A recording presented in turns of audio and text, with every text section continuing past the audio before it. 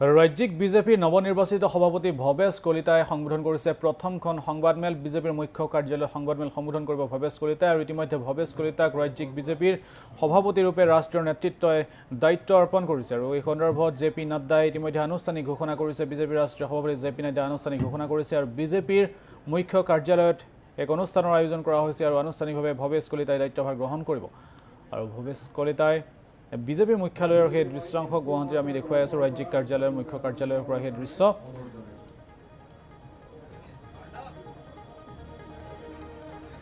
আৰু বিজেপিৰ মুখ্য কাৰ্যালয়ত আজি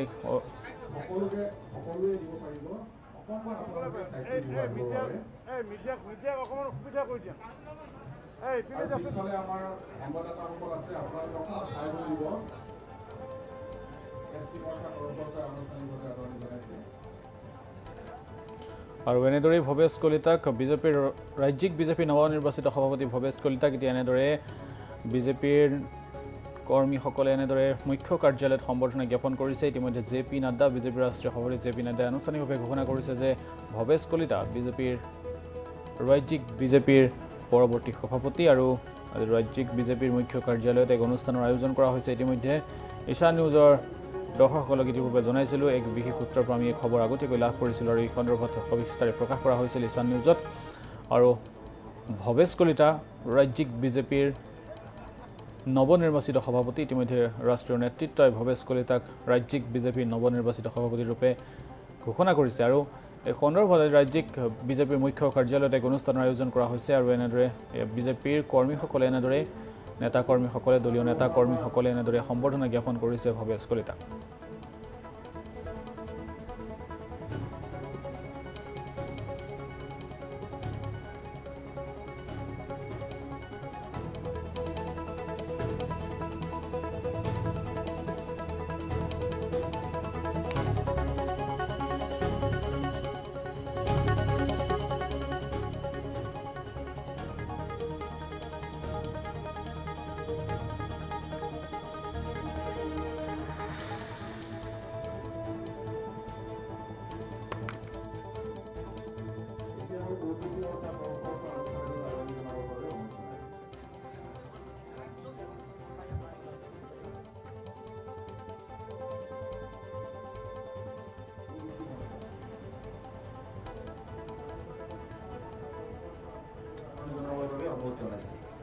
কিষাণ মোৰ্চা তৰফৰ পৰা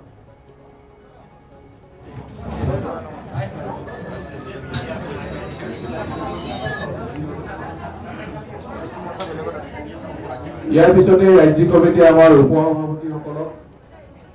যিসকল আছে কাৰ্যক্ৰমে আহি জিলাৰ বিষয়ববীয়াসকল আছে জিলাৰ বিষয়ববীয়া আছে কেইবাগৰাকীও আমাৰ বিধায়ক আছে আমাৰ ৰাজ্যিক কমিটিৰ সম্পাদকসকল আছে মই ৰাজ্যিক কমিটিৰ সম্পাদকসকলক আহিবৰ বাবে অনুৰোধ জনাইছোঁ আনুষ্ঠানিকভাৱে আদৰণি জনাবৰ বাবে ৰাজ্যিক কমিটিৰ সম্পাদকসকল একাধিক্ৰমে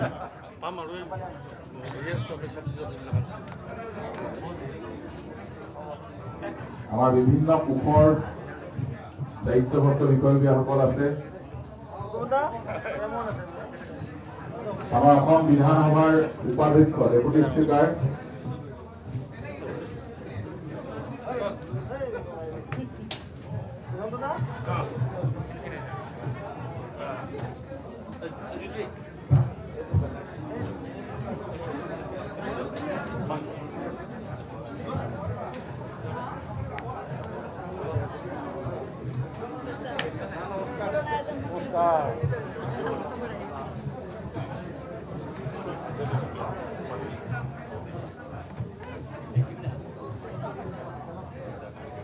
আমাৰ মিডিয়া বিভাগ আছে মিডিয়া বিভাগৰ তৰফৰ পৰা আদৰণি জনাবৰ বাবে অনুৰোধ জনাইছোঁ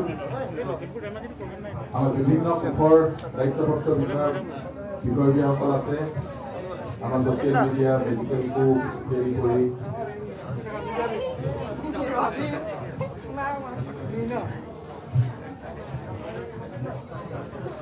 প্ৰাক্তন বিধায়কসকল আছে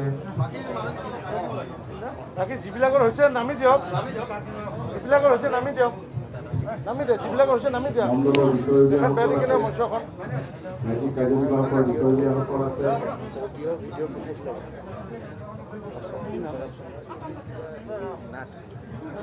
দিব লাগে কৰাপশ্যন আছে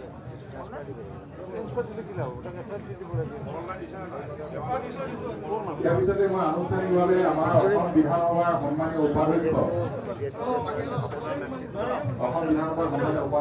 ডক্টৰ নুমল মমিন ডাঙৰীয়াক অনুৰোধ জনাইছোঁ নৱনিৰ্বাচিত সভাপতি ডাঙৰীয়াক আনুষ্ঠানিকভাৱে আদৰণি জনাবৰ বাবে।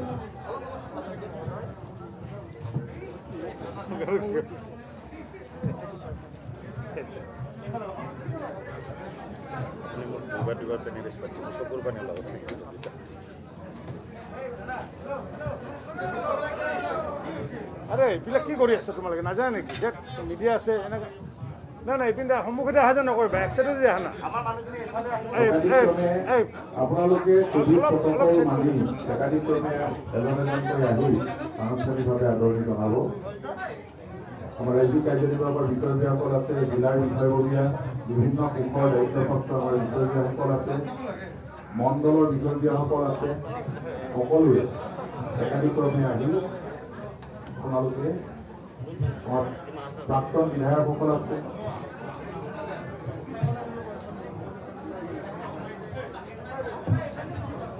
যিবিলাকৰ হৈছে হেৰি কৰক, যিবিলাকৰ হৈছে আপোনালোক সকলোৱে পিছফালে যাওক আসন গ্ৰহণ কৰক। আসন গ্ৰহণ কৰক।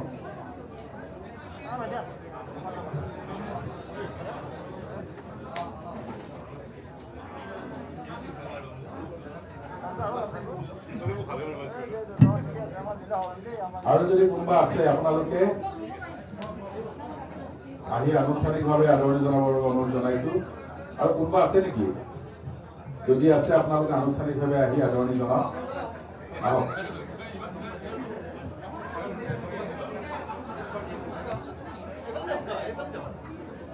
আহক দিয়ক, একো নহয়, সিফালে আহিল আহক। এতিয়াও যদি কোনোবা বাকী ৰৈ গৈছে আপোনালোকে আহি আনুষ্ঠানিকভাৱে নৱনিৰ্বাচিত সভাপতি ডাঙৰীয়াক আদৰণি জনাবৰ বাবে অনুৰোধ জনাইছোঁ।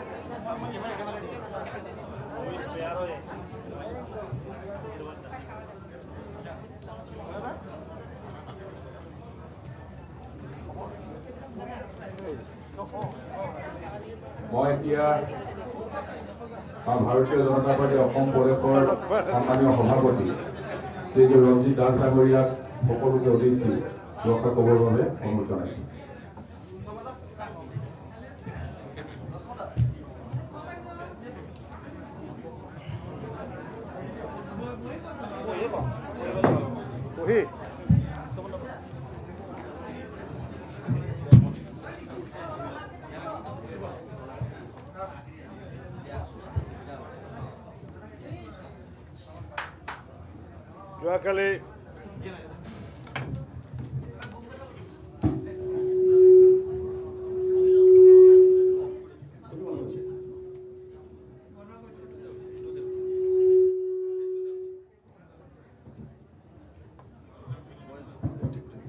যোৱাকালি আমাৰ ৰাষ্ট্ৰীয় সভাপতি মাননীয় জগত প্ৰকাশ নাড্ডা ডাঙৰীয়া আমাৰ ভাৰতীয় জনতা পাৰ্টিৰ এগৰাকী অক্লান্ত সৈনিক, আমাৰ জ্যেষ্ঠ নেতা, ভাৰতীয় জনতা পাৰ্টিৰ ৰাজ্যিক সমিতিৰ প্ৰাক্তন সাধাৰণ সম্পাদক আৰু যোৱা ৯১ চনতে ভাৰতীয় জনতা পাৰ্টিত যোগদান কৰি দলৰ বিভিন্ন দায়িত্বত সুকলমে কাৰ্যনিৰ্বাহ কৰা, দলটোক আগুৱাই নিয়াৰ ক্ষেত্ৰত বিভিন্ন সময়ত বিভিন্ন দায়িত্ব পালন কৰি আহিছিলে, আমি নিজেও পাইছিলোঁ। আৰু সেইগৰাকী ব্যক্তি আমাৰ ৰঙিয়া সমষ্টিৰ বিধায়ক, অসম চৰকাৰৰ প্ৰাক্তন মন্ত্ৰী মাননীয় ভৱেশ কলিতা ডাঙৰীয়াক যোৱাকালি ভাৰতীয় জনতা পাৰ্টীৰ অসম প্ৰদেশৰ নতুন সভাপতি হিচাপে নিযুক্তি দিয়াত আমি ভাৰতীয় জনতা পাৰ্টীৰ অসম প্ৰদেশে আৰু বিশেষকৈ মই নথৈ আনন্দিত, কাৰণ কিয় ভাৰতীয় জনতা পাৰ্টীৰ সংগঠন সুদৃঢ় কৰাত তেখেতৰ উল্লেখযোগ্য ভূমিকা আছিলে আৰু এইগৰাকী অত্যন্ত আমাৰ সেনানী ভাৰতীয় জনতা পাৰ্টীৰ তেখেতৰ নেতৃত্বত আমি আগন্তুক দিনত ভাৰতীয় জনতা পাৰ্টীৰ সংগঠন অধিক শক্তিশালী কৰিবলৈ আমি সুবিধা পাম। আৰু সেইকাৰণে মই আমাৰ 42 লাখ কাৰ্যকৰ্তাকে আহ্বান জনাইছোঁ যে নতুন নৱনিযুক্ত সভাপতি ভৱেশ কলিতা ডাঙৰীয়াৰ নেতৃত্বত আমি সকলোৱে